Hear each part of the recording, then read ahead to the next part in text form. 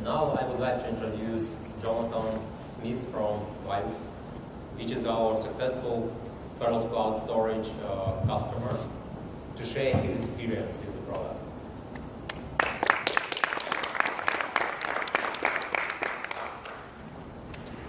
Hello everyone, my name is Jonathan Smith, everyone calls me JT. We are a managed service provider based out of North Carolina, and typically about 70% Windows, 30% Linux, due to a high concentration of .NET Nuke and Cold Fusion hosting when we first started.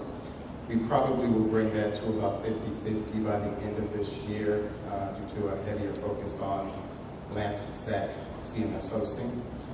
The rollout of Parallels Cloud Server for us happened just after the summit ended last year.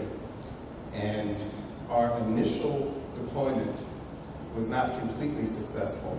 We did it with servers that we already had on hand. They were primarily Dell C6105 servers. They had AMD processors. There was some problems there. They had slower SATA hard drives. And they basically had a, for lack of a better word, fake RAID controller that didn't have a battery backup unit, didn't have cache. And what we found with these servers not having SSD for caching is that we ran into a lot of disk I/O issues. And this was especially apparent with customers that had SQL Server databases. We then actually working with Dell, and they were very good. They took those servers back, and we bought Dell C6220 servers with Intel processors. These, the first Dell round, it was 16 nodes. The C61 series, it's a 2U server with 4 nodes, so it was 16 nodes total. We sent those back. We got 12 nodes of the newer server. Those had 200 gig SSD drive, and we had that configured for caching and journaling. They had faster SAS drives, 10K SAS drives. They had real RAID controllers, an LSI with the 1 gig cache and battery backup unit. And it was a night and day scenario. When we deployed everything on those, we got 0 performance problems. And we took what, for our initial deployment, was 56 Dell 1950s that were under heavy load, and we moved those over to this new deployment. We actually ended up using only 9 of the 12 servers to take over that entire load that 56 1950s were previously handling. And our customers reported that they noticed substantial improvement in performance under the new environment, and we have not suffered any outages of this environment related to network or hardware issues since we deployed it. We are using not 10 gig, we're using 1 gig bonded Ethernet.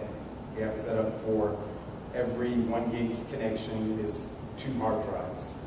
And the Dell's servers, it's 6 hard drives per node, one of them being SSD. On top of this, we run everything we do now. It's all based upon PCS. So we use Parallels Business Automation Standard as our hosting automation and billing system. We're deploying PPA, and it runs, all of our PPA nodes run on the PCS environment.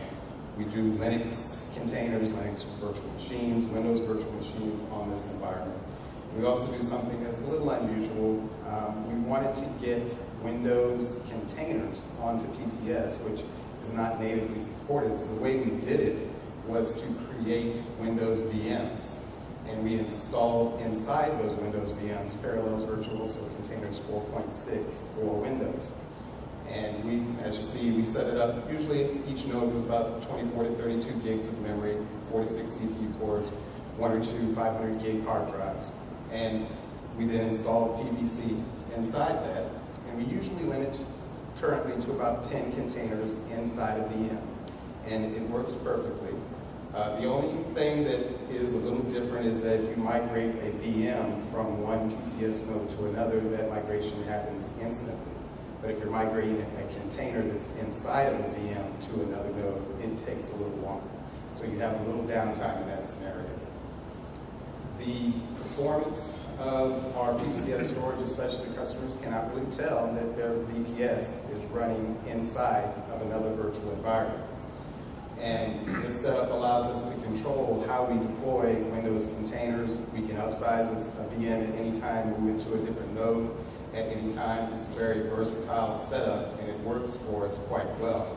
And we know there's no loss in performance.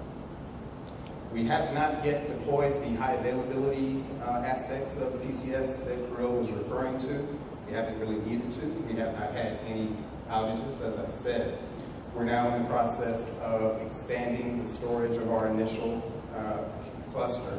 We're doing this with additional Dell C6220 units. And we also have Dell R7220XD units and some all SAS and all SSD devices that we're putting in. I'm very excited about the fact that the automatic tiering that will happen, because that will allow us to put SATA, SAS, and SSD storage in the same cluster, and know that PCS is automatically going to handle provisioning the hot data to the fast storage for best performance. So that's going to work out quite well for us.